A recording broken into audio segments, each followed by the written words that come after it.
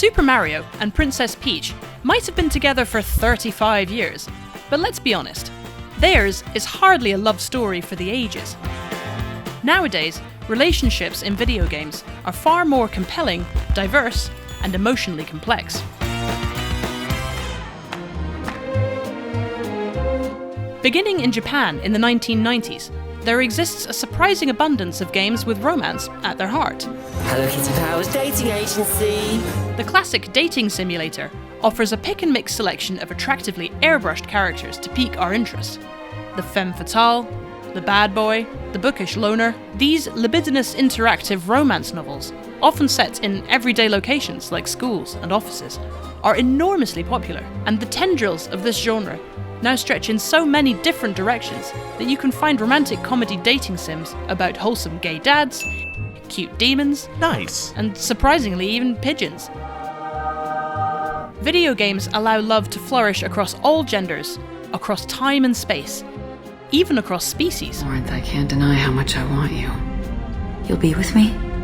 I will. The boundaries are fluid, and anyone can find the love that they are looking for. Often, characters will bend their personalities, their taste, or even their sexual orientation to give us what we want. I thought you'd never ask.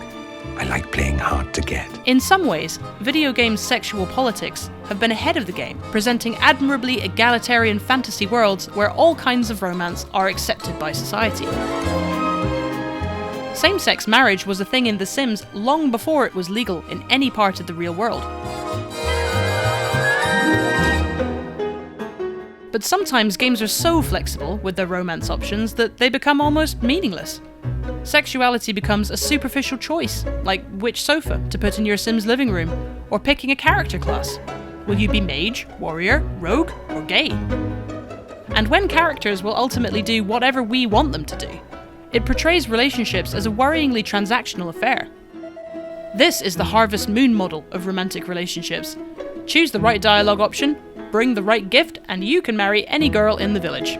What? Is that it? The most memorable romances are the ones that feel more real. Come on, double or nothing. My car could really use a good cleaning. Really gonna start the smack talk now? Personalities and motivations clash, and it's not always possible to say the right thing. Actually, it's not really your business. Why are you freaking out? I'm not freaking out. A great deal has changed. You haven't.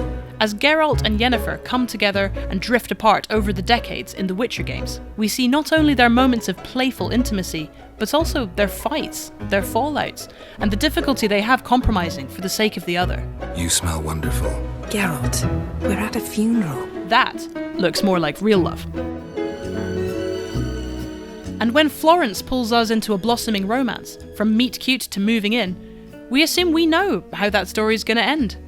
So when the relationship starts to fail, communication breaks down, and the game itself gives us no way to salvage it, it hits all the harder. Gaming's love stories are all the more interesting when, instead of doing all the wooing, we uncover a love story through play. We can discover the beautiful story of a young love from reading the correspondence of two teens as we explore a family home. Delve into a character's memories to explore a strange and tragic love. Or see how love expresses itself when the world as we know it is ending. Riley!